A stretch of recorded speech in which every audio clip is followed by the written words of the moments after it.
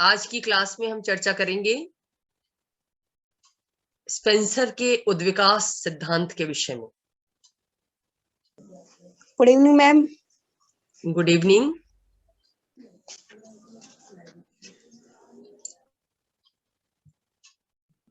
पिछली क्लास में हमने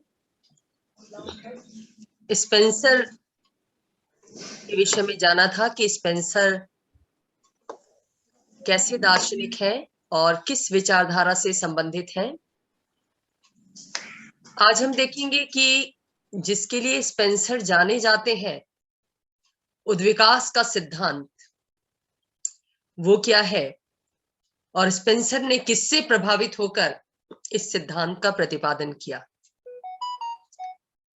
हम सब ये जानते हैं कि दार्शनिकों का काम इस सृष्टि, इस दुनिया के विषय में जानकारी प्राप्त करना है, दुनिया के रहस्य को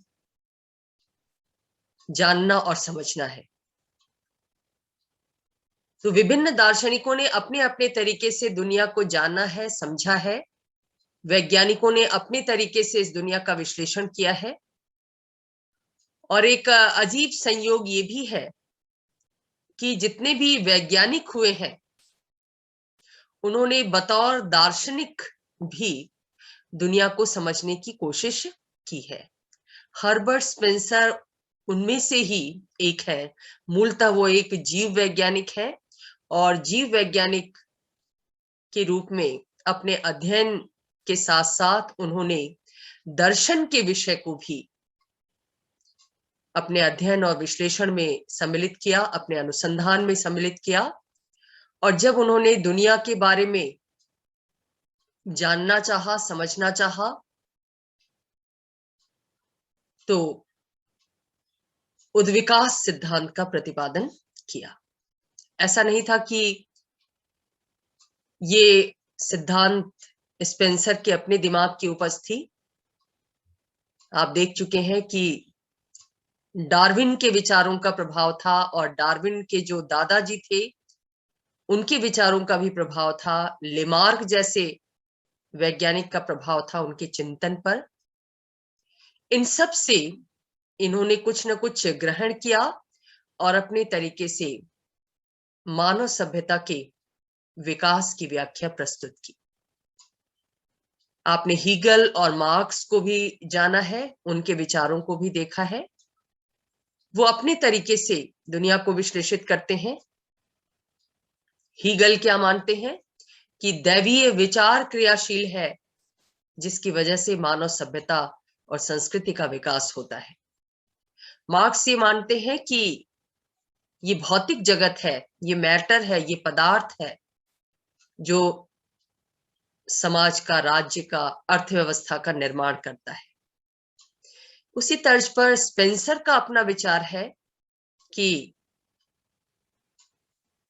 मानव सभ्यता का, समाज का, राज्य का और इस सृष्टि का, जीव जगत का, जड़ जगत का विकास जो होता है वो कुछ निश्चित प्राकृतिक नियमों के अनुसार होता है। इन प्राकृतिक नियमों को उन्होंने सामाजिक जीवन पर भी लागू करने की कोशिश की और मूलभूत रूप में उनके जो राजनीतिक विचार हैं वो उनके वैज्ञानिक विचारों का ही परिणाम है।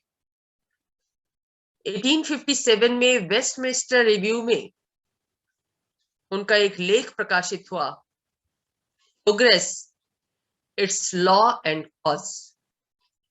इसी लेख में उन्होंने उद्विकास सिद्धांत का प्रतिपादन किया, जिसके अनुसार, जिसकी मुख्य मान्यता ये है कि ये जो भौतिक दुनिया है, दुनिया के सभी तत्व, जिसमें जड़ से लेकर चेतन तक सभी सम्मिलित है, मनुष्य सम्मिलित है, मनुष्य द्वारा निर्मित समाज और संस्कृति भी सम्मिलित है।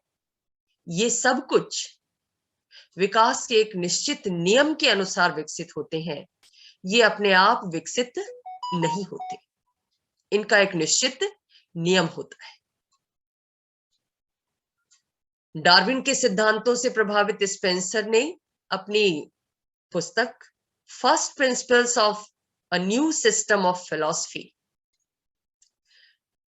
ये लेख था, वेस्टमिनिस्टर रिव्यू में प्रकाशित हुआ था, progress, its law and cause, और ये पुस्तक थी first principle of a new system of philosophy. इन दोनों प्रकाशनों के माध्यम से स्पेंसर ने ये प्रतिपादित किया कि ये जो दुनिया है ये निश्चित प्राकृतिक नियमों के अनुसार संचालित है। और ये निश्चित प्राकृतिक नियम कौन से हैं? स्पेंसर ने ऐसे 3 नियमों का प्रतिपादन किया, 3 सिद्धांतों का प्रतिपादन किया, जिनके द्वारा इस दुनिया का विकास होता है। कौन से ये 3 नियम है?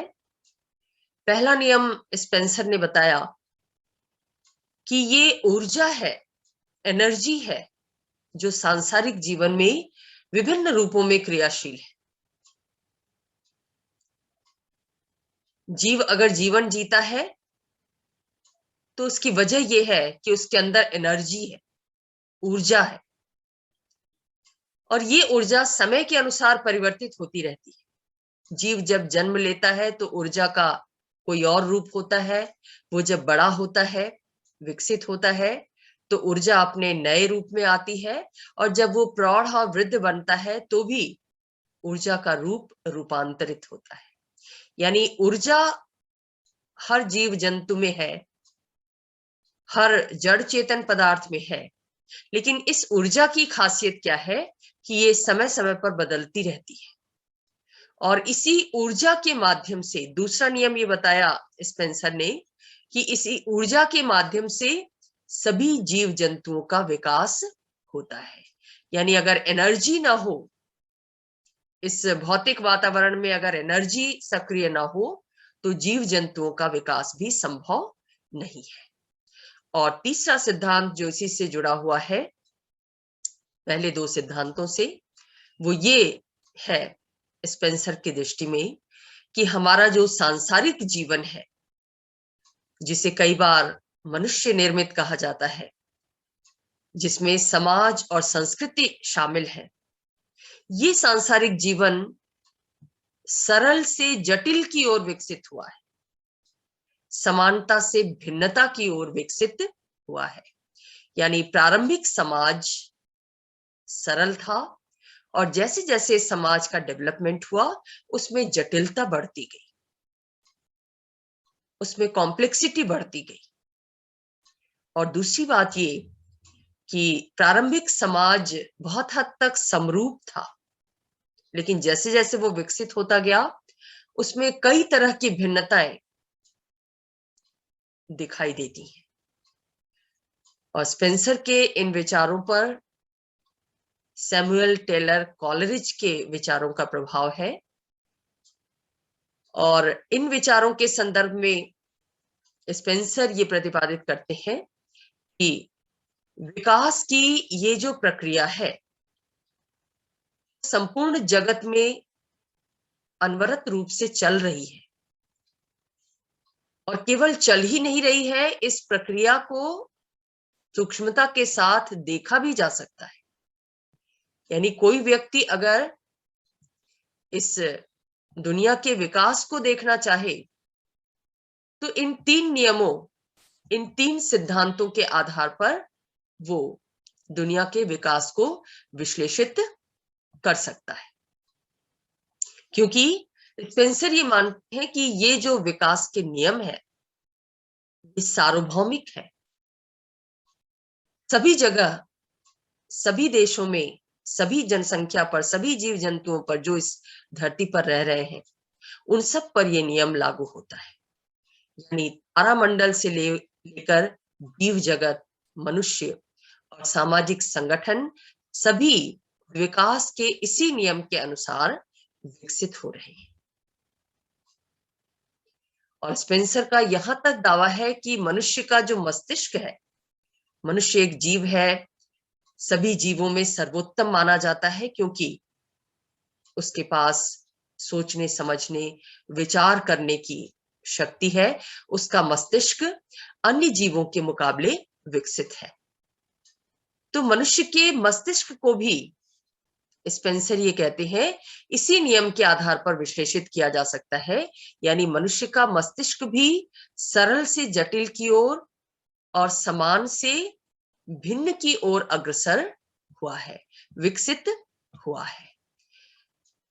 यानी जीव जंतुओं के मस्तिष्क में, जो कि प्रारंभिक मनुष्य का एक प्रतिरूप है, कहते हैं ना कि मनुष्य का डेवलपमेंट मंकी से हुआ है, बंदर से हुआ है। तो बंदर का मस्तिष्क कैसा था? एक सामान्य सी प्रतिक्रिया चीजों के प्रति होती है जानवरों में, वो भी चीजों को देखते हैं, समझते हैं और देख समझकर उसके प्रति प्रतिक्रिया व्यक्त करते हैं। ये प्रतिक्रिया साधारण प्रतिक्रिया होती है। इससे आगे उनका मस्तिष्क कुछ सोच नहीं सकता, समझ नहीं सकता। सोच समझ कौन सकता है? विवेकशील मनुष्य। यानी मनुष्य का मस्तिष्क विकास की इस प्रक्रिया में ज्यादा डेवलप हुआ है, और वो डेवलप इस रूप में हुआ है कि आज का मनुष्य न केवल चीजों के प्रति प्रतिक्रिया देता है, बल्कि उसके अंदर तार्किक क्षमता का भी डेवलपमेंट हुआ है। वो किसी चीज को तर्क की कसौटी पर कसता है और तर्क की कसौटी पर खरा उतरने पर ही उस पर विश्वास करता है, उसको फॉलो करता है। तो इस तरह से मनुष्य के मस्तिष्क को भी स्पेंसर एक जीव वैज्ञानिक के रूप में विकास के इसी नियम के अनुसार विश्लेषित करते हैं कि कैसे मनुष्य का मस्तिष्क भी सरल से जटिल की ओर डेवलप हुआ है। और जब मनुष्य के मस्तिष्क के डेवलपमेंट की बात करते हैं स्पेंसर, तो वो दो तरह के ज्ञान की बात भी करते हैं, क्योंकि ज्ञान का विकास मस्तिष्क के विकास का ही परिणाम है। जो ज्ञान अर्जित किया जाता है मनुष्य के द्वारा, वो ज्ञान उसकी मानसिक क्षमता की बदौलत, उसकी तार्किक क्षमता की बदौलत अर्जित किया जाता है। तो ऐसे ज्ञान को स्पेंसर दो कैटेगरी में डिवाइड करते हैं, दो श्रेणियों में विभाजित करते हैं। पहला वो ज्ञान जो एक व्यक्ति के द्वारा व्यक्तिगत रूप में अर्जित किया जाता है। कोई व्यक्ति कितनी पुस्तकें पढ़ता है, कितने अनुभव अर्जित करता है, इसके आधार पर जो ज्ञान वो अर्जित करता है वो उसके अपने व्यक्तिगत ज्ञान कोश का हिस्सा होता है। लेकिन स्पेंसर एक दूसरे ज्ञान की बात भी करते हैं, वो ज्ञान जो एक प्रजाति के द्वारा, मानव समूह के द्वारा अर्जित किया जाता है। और इस ज्ञान के लिए मनुष्य को बहुत ज्यादा प्रयत्न नहीं करना पड़ता है। व्यक्तिगत ज्ञान के लिए तो जब हम कुछ पढ़ेंगे, जानेंगे, उस दिशा में सोचेंगे, तब हम अर्जित कर पाते हैं। लेकिन जो प्रजातिगत ज्ञान होता है, जिस मानव समूह के हम सदस्य हैं, जिस जाति, प्रजाति या अन्य निर्जातीय समूह के सदस्य हम हैं, उस समूह के सदस्य के रूप में अचेतन रूप से ही हम उसकी संस्कृति को, उसके ज्ञान को अर्जित करते जाते हैं। और इस तरह का ज्ञान, इसकी खासियत ये है कि ये पीढ़ी दर पीढ़ी हस्तांतरित होता है। यानी पिता से पुत्र को, पुत्र से फिर उसके पुत्र को, इस तरीके से ये ज्ञान हस्तांतरित होता रहता है, जिसका पता भी मनुष्य को नहीं चल पाता। दूसरे शब्दों में हमारी जो सामाजिक जीवन की परंपराएं हैं, वो परंपराएं इसी अर्जित, प्रजातिगत रूप से अर्जित ज्ञान की श्रेणी में आती हैं, जो अनायास ही हमारे व्यक्तित्व का हिस्सा बन जाती हैं। उसके लिए हमें कोई खास कोशिश नहीं करनी पड़ती है। और एक मानव समूह की जो परंपरा है, वो पीढ़ी दर पीढ़ी हस्तांतरित होती रहती है। तो इस तरह के दो ज्ञान की बात करते हैं स्पेंसर, व्यक्तिगत रूप से अर्जित ज्ञान और प्रजातिगत ज्ञान, जो पीढ़ी दर पीढ़ी स्वाभाविक रूप से हस्तांतरित होता रहता है। विकास का ये जो नियम प्रतिपादित किया, 3 नियम बताए स्पेंसर ने, इन नियमों को समाज पर भी लागू किया गया स्पेंसर के द्वारा। और स्पेंसर ये मानते हैं कि समाज के विकास को भी अगर हम देखें, इन नियमों की कसौटी पर कसें, तो हम ये पाते हैं कि समाज का विकास भी निम्नतम से उच्चतम की ओर हुआ है, यानी सरल से जटिल की ओर हुआ है। प्रारंभिक रूप में जो समाज वजूद में था, जब मनुष्य का धरती पर आगमन हुआ, संगठित जीवन शुरू हुआ, समाज की शुरुआत हुई, तो उस समय का जो समाज था वो सहज था, सरल था। लोगों के आपसी संबंध सहज थे, सरल थे, कुछ क्रियाओं तक सीमित थे, आर्थिक क्रियाएं सीमित थीं, लिहाजा सामाजिक संबंध भी सीमित थे, सरल थे, सहज थे। हर व्यक्ति का दूसरे से संपर्क होता था, वो उसकी आवश्यकताओं को, उसकी भावनाओं को सुनता और समझता था। लेकिन जैसे जैसे समाज डेवलप हुआ, उसकी ये सरलता और सहजता खत्म होती गई। और आज अगर हम देखें कि औद्योगिक समाज या परा औद्योगिक समाज, आज हम चौथी औद्योगिक क्रांति की बात करते हैं, सूचना प्रौद्योगिकी के युग में हम जी रहे हैं, नव उदारवादी युग में जी रहे हैं, नेटवर्क सोसाइटी का निर्माण हुआ है। ये सोसाइटी कैसी है? ये बहुत ही कॉम्प्लेक्स सोसाइटी है, बहुत ही जटिल समाज है, जिसको समझना आसान नहीं है। इसमें संबंधों का जो स्वरूप है वो प्रत्यक्ष ना होकर बहुत कुछ अप्रत्यक्ष हो गया है। नेट के माध्यम से हम सब जुड़े रहते हैं, लेकिन हकीकत में शायद कोई किसी की आवश्यकता पर हाजिर होने में स्वयं को अक्षम महसूस करता है, क्योंकि औद्योगिकरण, नगरीकरण, सूचना प्रौद्योगिकी और विज्ञान और तकनीक के विकास ने हमारे सामाजिक संबंधों को भी बहुत कॉम्प्लेक्स बना दिया है, बहुत जटिल बना दिया है। मनुष्य की एक्टिविटीज इतनी बहुआयामी हो गई हैं कि उन सब को मैनेज करना उसके लिए मुश्किल होता जा रहा है। यानी समाज सरल से जटिल होता जा रहा है। इसीलिए स्पेंसर कहते हैं कि जो प्रारंभिक कृषि प्रधान समाज था वो अपने सरलतम रूप में था। कृषि अर्थव्यवस्था से जुड़े हुए जो लोग थे, उनके जो संबंध थे वो सीमित थे, सरल थे।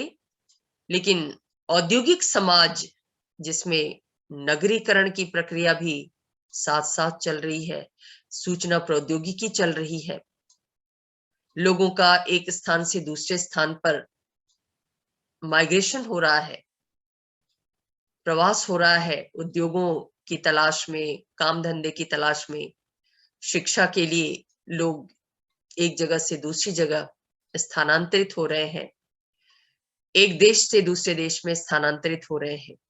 ऐसे में सामाजिक संबंधों का जो स्वरूप उभर कर सामने आ रहा है वो भी एक कॉम्प्लेक्स रूप में आ रहा है। आज जितनी ज्यादा सामाजिक समस्याएं, संबंधों की समस्याएं आज के समाज में देखने को मिल रही हैं, पुराने कृषि प्रधान समाज में वो नहीं थी। संयुक्त परिवार बिखर कर न्यूक्लियर फैमिली में तब्दील हो रहे हैं। न्यूक्लियर फैमिली में भी, यानी एकाकी परिवार में भी, जो परिवार के सदस्यों का आपसी संबंध है वो भी पहले जैसा नहीं है। इसीलिए पारिवारिक विवादों की संख्या बढ़ी है। ट्रस्ट, लोगों का ट्रस्ट, एक दूसरे पर विश्वास कम हुआ है। और बहुत कुछ औद्योगिक समाज के अनुरूप व्यक्ति अब एक आर्थिक प्राणी के रूप में ज्यादा सक्रिय है। हित लाभ की भावना से ही वो सहयोग की तरफ अग्रसर हो रहा है।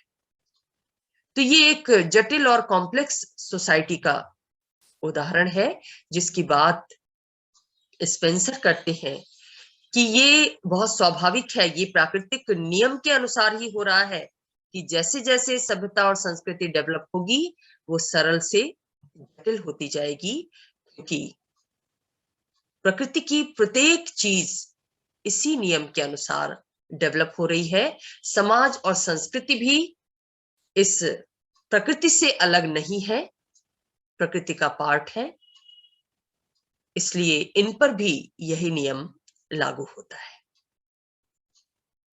तो स्पेंसर ने उद्विकास सिद्धांत की व्याख्या की और उसे सामाजिक जीवन के क्षेत्र में लागू किया। आगे उनका सामाजिक डार्विनवाद का सिद्धांत देखेंगे, लेकिन उससे पहले ये जान लेते हैं कि स्पेंसर ने ये जो उद्विकास का सिद्धांत दिया उसको विभिन्न विद्वानों ने बाद में किस रूप में देखा, किस रूप में उसको विश्लेषित किया।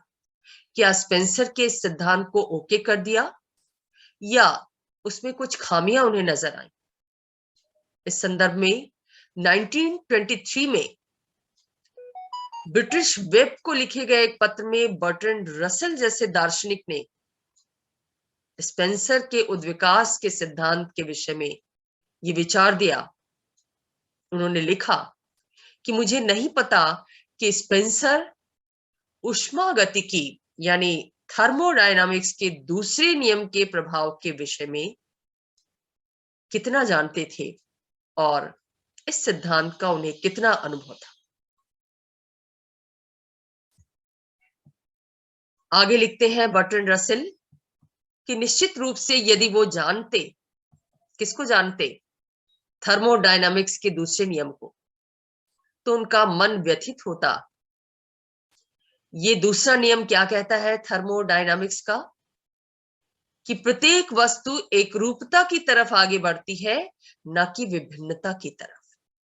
यानी कोई भी वस्तु जब डेवलप करती है तो डेवलपमेंट के फेज में वो एक होती जाती है, समरूप होती जाती है। स्पेंसर ने क्या कहा था कि विकास की प्रक्रिया में एक वस्तु जो पहले समरूप थी, पहले एक जैसी थी, विकसित होते होते वो भिन्न भिन्न रूप धारण कर लेती है। यानी एक रूपता से विभिन्नता की तरफ वो आगे बढ़ती है। ये स्पेंसर ने प्रतिपादित किया था, जबकि बर्ट्रैंड रसेल ये कहते हैं कि थर्मोडायनामिक्स का नियम ये कहता है कि कोई भी वस्तु एक रूपता की तरफ विकसित होती है, न कि विभिन्नता की तरफ। यानी रसेल ये कहना चाहते हैं कि स्पेंसर का जो उद्विकास का सिद्धांत है वो थर्मोडायनामिक्स के बेसिक नियम के ही खिलाफ है और वो उस नियम को नजरअंदाज करता है, इसलिए स्वीकार्य नहीं है। तो ये तो रसेल की मान्यता है। अब देखते हैं सामाजिक डार्विनवाद किस रूप में प्रतिपादित किया गया स्पेंसर के द्वारा। यानी डार्विन का जो नियम था, प्राकृतिक चयन का सिद्धांत जो था कि कैसे जीवन के लिए संघर्ष होता है विभिन्न जीव जगत में, डार्विन ने क्या प्रतिपादित किया कि जीव जगत में या प्राकृतिक जगत में हम ये देखते हैं कि हर जीव, हर वनस्पति अपने जीवन के लिए संघर्ष करती है और उस संघर्ष में वही विजयी होती है जिसके अंदर क्षमता होती है, जो सशक्त होती है, जो उस विपरीत या अनुकूल पर्यावरण के साथ अपना तादात्म्य स्थापित कर पाती है। हम देखते हैं ना कि इस समय सर्दी का मौसम चल रहा है और बहुत सी वनस्पतियां ऐसी होती हैं, बहुत से पौधे ऐसे होते हैं, नाजुक होते हैं, जो ज्यादा ठंड बर्दाश्त नहीं कर पाते। ऐसी स्थिति में ठंड में वो मर जाते, समाप्त हो जाते। ऐसे ही बहुत से जीव जंतु होते हैं जो पर्यावरण के साथ एडजस्टमेंट नहीं कर पाते और वो मिट जाते हैं। बचे कौन रहते हैं? जो उस पर्यावरण को, उस परिस्थिति को झेल पाते हैं, संघर्ष करते हुए अपने आप को एस्टेब्लिश कर पाते हैं, जीवित रख पाते हैं।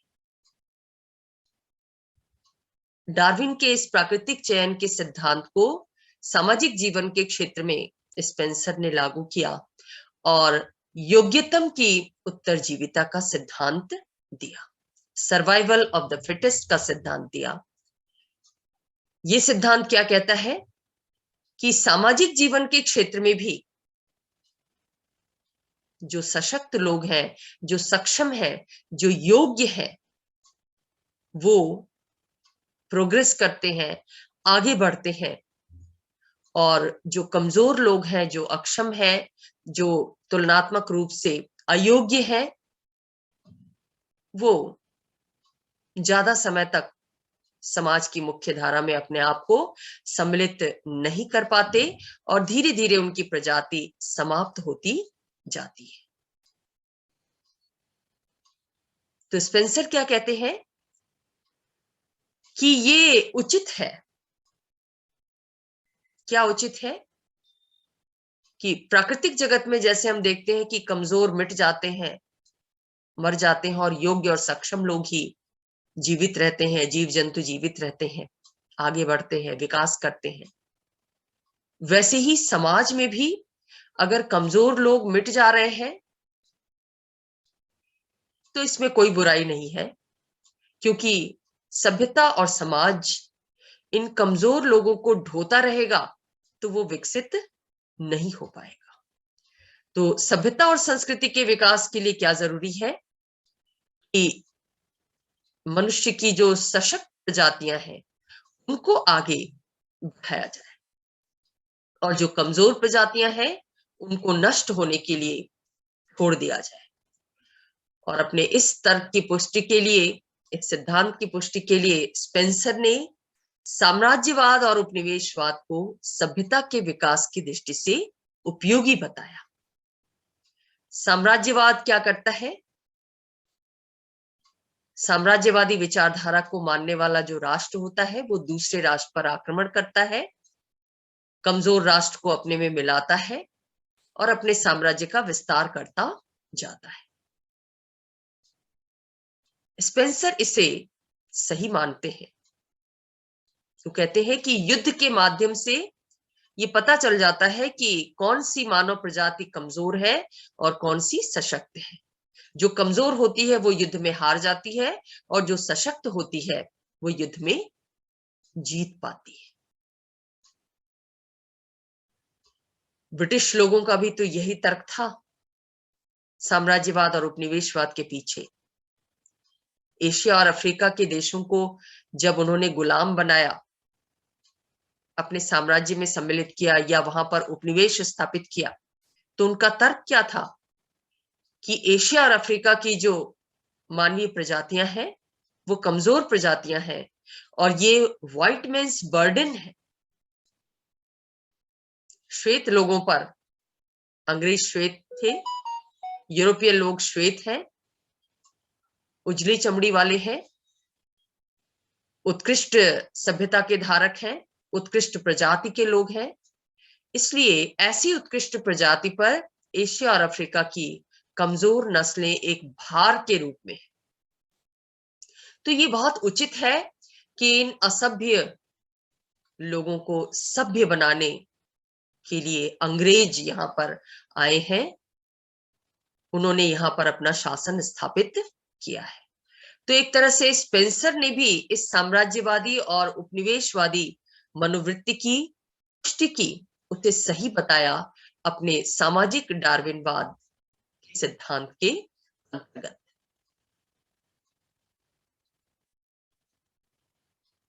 इस तरह से सामाजिक डार्विनवाद का प्रतिपादन किया गया स्पेंसर के द्वारा, अपने उद्विकास के नियम को आधार बनाते हुए।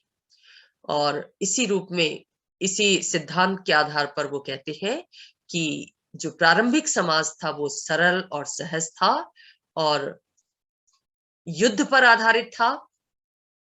दो तरह के समाज की कल्पना करते हैं वो। प्रारंभिक समाज को युद्ध आधारित समाज मानते हैं, जिसमें पद सोपान की व्यवस्था थी और आदेश पालन के संबंध थे, यानी एक राजा था और बाकी सब प्रजा थी। प्रजा राजा के, शासक के आदेशों का पालन करती थी और कुछ भी क्वेश्चन करने का उसे अधिकार नहीं था। लेकिन दूसरी तरफ समाज जब डेवलप हुआ औद्योगिक समाज के रूप में, तो यहाँ हम देखते हैं कि जो पुराना संबंध था आदेश देने और आदेश का पालन करने वालों के मध्य, वो संबंध अब एक जटिल संबंध में परिवर्तित होता है, जहां पर जिस औद्योगिक समाज में समझौतों का महत्व होता है, समझौते के आधार पर सामाजिक दायित्वों का निर्धारण किया जाता है और मनुष्य की गतिविधियां बहुत हद तक स्वैच्छिक होती है, किसी दबाव का, किसी आदेश का, किसी बाध्यकारी सत्ता का परिणाम नहीं होती। आज भी बहुत सारे एनजीओज, बहुत सारे स्वैच्छिक संगठन इसलिए क्रियाशील हो पा रहे हैं क्योंकि आधुनिक औद्योगिक समाज उन्हें ऐसा वातावरण उपलब्ध करा पा रहा है। अब वो सत्ता संबंध नहीं रह गए जो पुराने समाज में थे, कृषि प्रधान समाज में थे, सामंतवादी समाज में थे। तो इस तरह सामाजिक डार्विनवाद के अंतर्गत स्पेंसर ने प्राकृतिक जगत के नियम को समाज पर लागू करने का प्रयास किया अपने विभिन्न तर्कों के माध्यम से।